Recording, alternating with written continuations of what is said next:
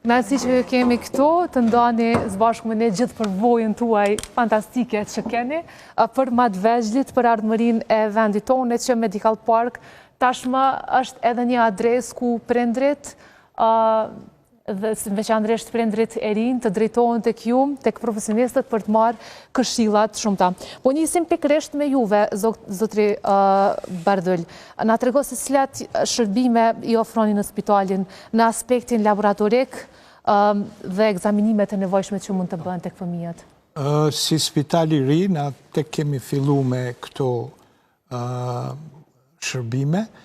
Unë jam hematolog parimisht, mirë po që kom përpunu edhe në onkologji të fëmijëve 18 vjet të fundit, do më thonë e kom eksperiencën, edhe si hematonkologji tek kom u instalu subspecializimi i arshëm të pediatrat e arshëm. Pra, ofrojmë analizat komplete të gjakut për diagnostifikim të problemeve hematologjike, do më thonë problemeve me gjak. Në atë nënkuptojmë edhe problemet me gjandra, të cilët janë si aneks i sistemit të hematologjik, organeve prodhuese të gjakut, si që është mëlçia shpnetka, palca kockore, mirë po, mirëmi ose kemi njohuri edhe me tumore tjera të cilët fatkeqësisht i sulmojnë fëmijët tonë, ku kemi një incidencë vjetore me raste të reja të maliniteteve, 60 dhe 65 çdo vjet, ato shtohen vazhdimisht, dhe në këtë numër diku rreth 45 raste dhe 50 janë të natyrës hemato-onkologjike. Ka raste, po rritet numri i fëmijëve që Jo, është një numër i cili që muj me thonë 15 vjet e fundit nuk ka rritje, edhe pse është mendu që bombardimet e këto kanë me sjell, po fatmirësisht jo, e kemi një incidencë e cila është karakteristik e ambienteve jo shumë të ndotura ose të kontaminume, derisa vendet të tjera edhe pse kanë ndonjë pastërti vizuele, kanë kontaminim të madh, radioaktiv, të cilët edhe provokojnë mandej rritjen e këtyre sëmundjeve maline. Cilat janë këto sëmundje specifikisht që mund t'i prekin më shumë të fëmijët? Po përveç anemive të zakonshme të cilët janë zakonisht natyrës nutritive, kemi edhe anemi trashëguese, hemolitike, të cilët kërkojnë ekzaminime shtesë, me analiza shtesë për mu diagnostifiku edhe mandej të përcaktohet trajtimi të tyre. Për sëmundjeve maline, zakonisht leukemit janë, limfomat, edhe sëmundje tjera proliferative, mandej sëmundjet e eshnave, do më thonë indeve të forta të buta, malinitetet indeve të forta të buta, të tumoreve solide dhe të sistemit nervor qendror. Mirë, dua t'i informoj shikuesit që nëse dhe ata dëshirojnë të involvohen me pyetje të ndryshme, mund të komentojnë në faqen tonë zyrtare në Facebook, mund të shkruajnë pyetjet e tyre, ora 7 në Klan Kosova, pyetjet që dëshirojnë t'ja drejtojnë doktorëve këtu në studion e emisionit mëngjesit. Ndërkaq ne po kalojmë pak tek më të vegjël, tek foshnjët, dhe do flasim pikërisht me juve, doktoresh Miradie, na trego se çfarë ofron Medical Park për më të vegjëlt sapo lindurit. Të pare që të regoj se unë jam me profesion pediatër neonatologe, do me thonë si specializim është neonatologjia.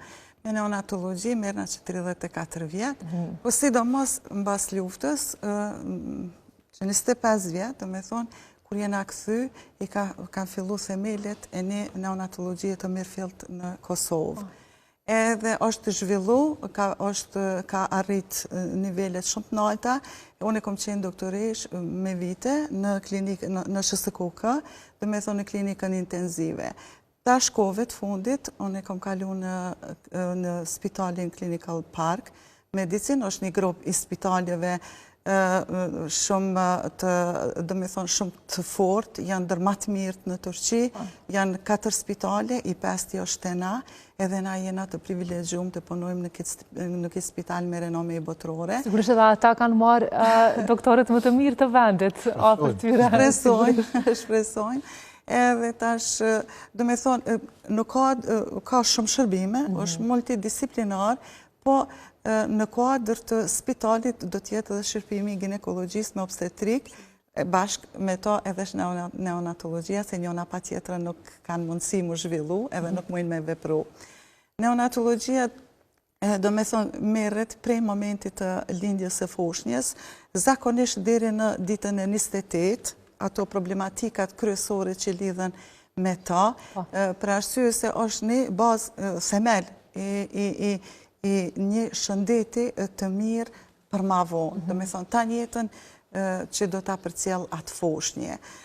Te na, do me thonë, nuk dihet kur se çfarë do të lindë një fëmijë i cili do t'jetë i shëndosh edhe i cili me njëherë do t'i ofrohet nanës për ata fëmijë normal që do t'ketë vizita të rregullta, do me thonë vendosja në gjë të nanës, këshillat të cilat do t'i japën nanës vazhdimisht sa do t'jetë e nanën mbi këshyrje. Mirë po, nuk muj me eliminua edhe fëmijët, ndonjë fëmijë që mundet me lindë me problem, ato janë të shumta, mvaret krejt prej, do me thonë, problemeve që nona ka pas gjatë shtatzanisë edhe të cilat mundën mandej më manifestu të foshnja, ajo mvaret prej natyrës së foshnjës, po na jena të pregadit edhe është në konsolidim e sipër edhe zhvillimi i repartit të neonatologjisë me të gjitha mjetet të cilat janë të domosdoshme për neve. Bukur, na tregoni pak se në Medical Park si bëhet përcjellja e një fëmije i cili sapo lind, në cilat janë gjitha ato procedurat dhe kujdesi që ju i ofroni në Medical Park? Po. Posta të lindin foshnja, hapi i parë që i jepet është vendosja alkool me nanën. Ajo është kontakti i parë i cili është i artë. Edhe prej saj edhe tutje zhvillohet ajo ana fizike, psiqike, foshnjës, gjithëdhënia e të gjitha tjerat. Mandej përpunohet kordoni, teret foshnja, vendoset, kontrollohet nga neonatologu, bëhet një ekzaminim i detajuar se a është dëgjon rregull, mos kena ndonjë ngecje, si të parametrave vital, ashtu dhe të parametrave fizik, bëhet prevenca të foshnja, do me thonë e syve, e gjakut, japet konakioni, edhe foshnja pështillet, edhe vendoset në atë moment që nona përfundon ana ginekologjike, do me thonë me nanën, transferon në dhunë, edhe qëndrojnë afër nanës edhe vendosja sa më shpejt në gjë. Do me thonë kontakti lkur me nanën. Këto janë hapat e parë. Kjo është shumë i rëndësishëm, është tepër i rëndësishëm, thashë edhe pas dhe të është kontakti i artë. Dhe prej asaj varet mandej kahja edhe drejtimi cilën do ta merr foshnja tutje, ajo lidhshmëria me nanën, edhe normal, vullneti edhe gjithëdhënia cilët s'mujt më zavendësu, kur gjën këtë nuk mundet me zavendësu qumshtin e nanës. Do me thonë, ata janë shumë, edhe normal, frymarrja. Çdo organ, do me thonë, funksionimi çdo organi varet për çati kontakti. Zemra, mushknit, frymarrjet, të gjitha ato se foshnja lkur i ndin, do me thonë nuk i kemi për një herë një shkputje se ajo ka qenë në një ambient në brenda nanës edhe tash për një herë na me qenë shumë të vrasht për shkpusim edhe ajo është si një traumë, si një goditje për foshnjën. Prandaj na mundohemi maksimalisht me afrua qatë kontakt edhe mos me shkput derisa është e mundën. Do të vazhdoj kjo procedurë pastaj edhe gjatë lëshimit nga spitali gjithëdhënia. Si duhet bëhet, sepse nënat e reja ndoshta edhe shpesh i kanë ato dilemat. Sa ora do ta zgjoj fëmijën nëse është në gjumë për t'i dhënë gjë, si duhet veproj? Jo, gjithëdhënia është akt fiziologjik. Do me thonë, në rase, nënat primi të para, do me thonë, fëmijën e parë që kanë me të vërtet, kanë pak ma vështërsi, kanë pak ma probleme, hezitojnë, pak me pas dhimbje, se pak mundën me qenë edhe dhimbshme, ose edhe thojnë s'ka doktorish. Ajo është dishka që nësë muj me ndikua, është fiziologjike. Në atë moment që foshnja vendoset në gjë vetruni, jep signalet, edhe me prodhu gjini qumshtin, që është i mjaftushëm, se shumë nana thonë jo s'është i mjaftushëm, është shumë i mjaftushëm për orët e para. gradualisht tu e vendos, tu vazhdu gjithonja, prodhohet ma shumë, atë sa ka nevoj foshnja. Regula nuk ka, të gjithonja nuk ka regula. Foshnja vendoset në gji, shpesh, shumë shpesh, për arsye se në fillim nuk mundet edhe shumë e marë, pra ndaj 1 orë gjys, eventualisht 2 orë, gjithashtu edhe javë të para, du të mos zhgu edhe prej gjumi, se zban me lanë me flajt, për shkak se në rase nuk pin mjaft, humbën pesh, verzda fiziologjike mundet me progredu edhe me bo ato problemet e veta, mu bo edhe për hospitalizim, pra ndaj foshnja nuk gëzon me lanë me flajt, do të me ushqyë në gji, regula nuk ka, thashe dhone, me shishe po. Me shishe, du me thonë rase ti vendos me qëmshtë artificiale, aty ka pak ma regula, pak ma shkojt, do me thonë, ka një farë orari, ka një plan. A këtu s'ka se është seni ma i thjesht që egziston, nuk ka nëj pregaditje, ka me vendosë në gji, ka me pi, me majt me goksu edhe me vendos me flajt. Këto këshilla na ja japëm nanës, do me thonë se gjithmonë e preferojmë nanën, mas 3-4 dite, me ardhë kontrolën e partë të na, në Medical Park sa dojnë vetë, po në klinikë kena pas pak kufizum se kapaciteti shumë i vogël e shumë fëmi, po edhe mande na e shofim qysh ka shku fëmija të nana, a ka fitu në pesh, a ka hupën pesh, a u zverdh, a ka ditë me vazhdu, dhe me thonë, ajo është kontrola e para shumë e rëndësishme. Do thotë, dhe nanat, veçanërisht nanat e reja, duhet të kenë kujdes që vazhdimisht edhe të komunikojnë, edhe të shkojnë të vizitohen tek, në këtë rast, tek pediatri apo neonatologu, por shpesh dhe tek hematologu kur shojnë që mund të ketë edhe probleme si kurse anemia. Çfarë mund të themi? Është një prej sëmundjeve apo problemeve që më së shpeshti u shfaqet fëmijëve anemia apo ka edhe të tjera? Shiqoni, gjaku fillon mu prodhu në formë individuale mas mujt 3 e gjysmë. Dhe më thonë, dhe në 3 e gjysmë, palca kockore bëhet gati për mi prodhu elementet qelizore që neve na vynë me e dërgu oksigenin ku duhet, dhe më thonë këto e në ruzat e kuqe, eritrocitet. Pra deri atëhere, jetë gjatësia eritrociteve që thmia i trashëgon prej nanës, jenë diko deri në 4 muj. Pas të fillon prodhimi individual, i çdo thmis.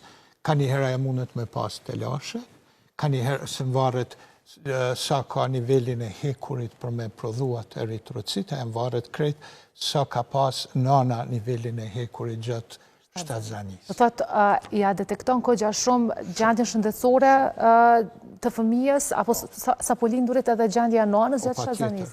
Patjetër, qysh ka vajtë trashëgohet gjithçka. Po, patjetër. Edhe tash nëse shkon mirë, dhe më thonë që të mujtë e parë ka qenë mirë, nuk ka arsye pse mos me qenë. Se normalisht neonatologët e këshillojnë nanën qysh mu ushqy, që ai gji me pas materit mjaftueshme, qysh mos me pas toksine, do më thonë që gjini me qenë efektiv në si ushqim në të gjitha funksionet që i vynë fëmijës në zhvillim. Tash konkretisht të gjaku, për me pas një gjak me një hemoglobin standarde, stabile, vynë ushqimi nanës me qenë i pasun me hekur, me vitamina, yndyrna, të cilat e nuk duhet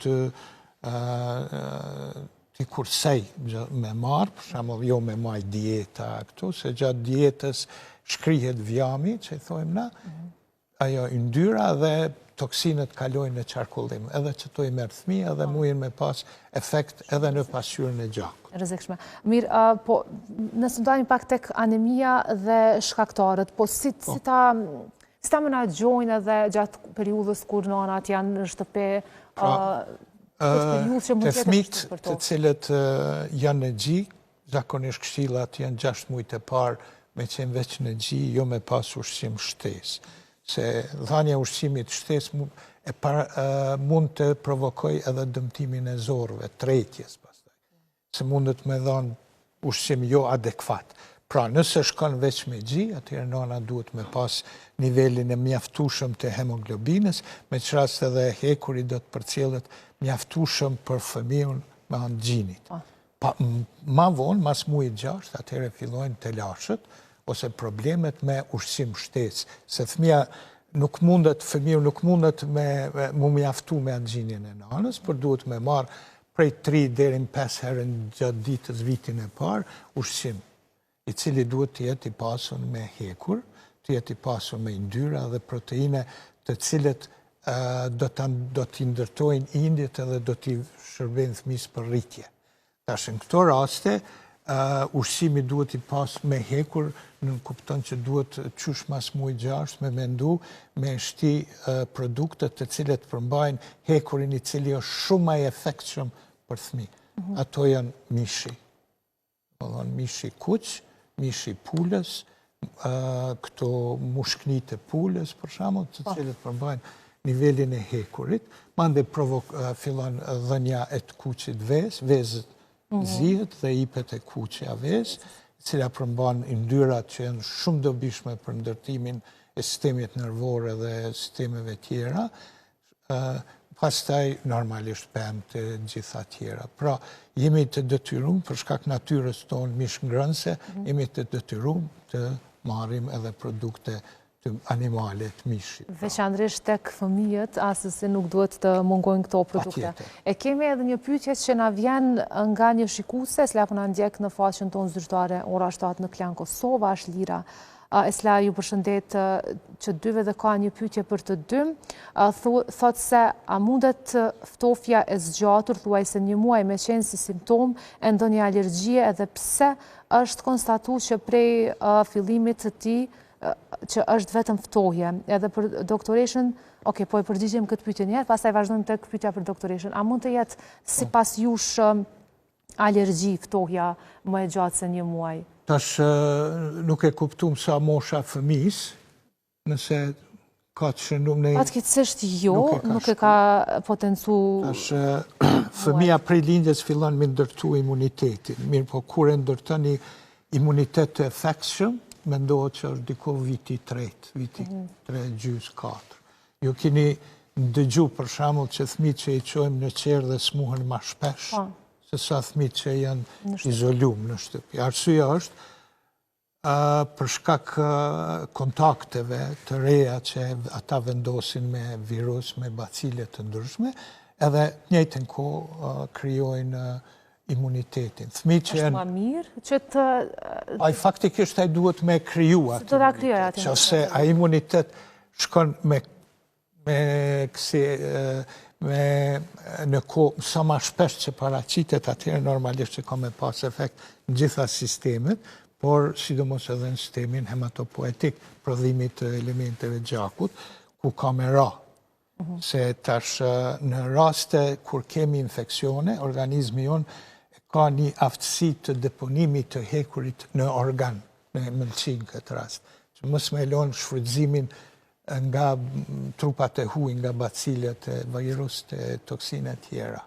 Pra dhe ajo, kur na hecim rrugës e shofim një njeri të zbekt, me njëherë mendojmë që ai ka një smundje. Anemi ose ndonjë sëmundje.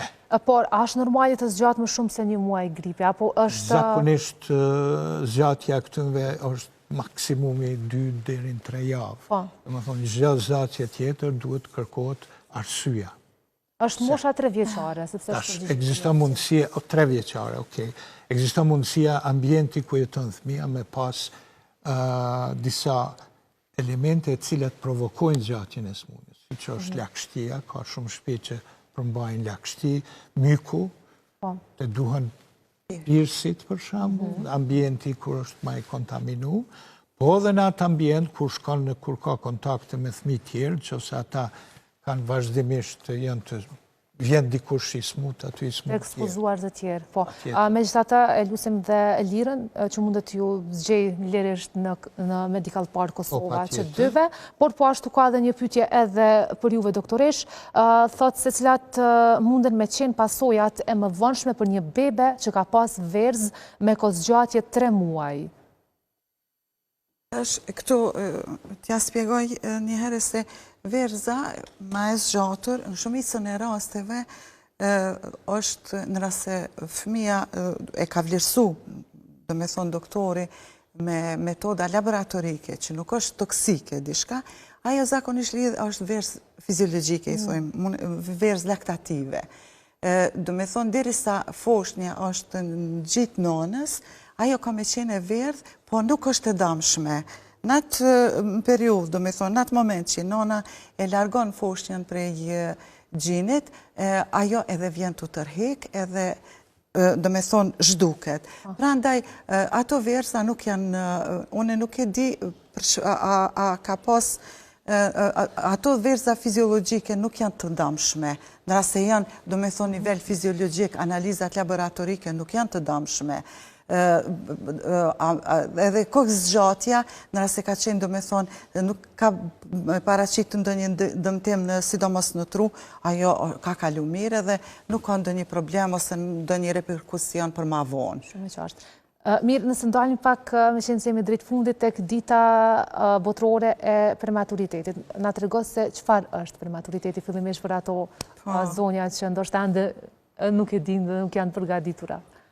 është, dhe me thonë, me 17 nëndor, në vitin 2008, një grup i prindërve së bashku me Fondacionin Evropian, shoqatën e Fondacionit Evropian, ku kanë qenë të përfshirë nanat edhe bebat, kanë vendos për të bërë sensibilizimin, dhe me thonë, në bazë të përvojës së tyre që kanë pas, të bëjnë sensibilizimin sa ma të madhë për fëmijët e lindur në para kohe, dhe me thonë edhe kjo ka marrë shumë për masa të mëdha edhe botërore. Sepse ka rastet shumë të apo ka shumë.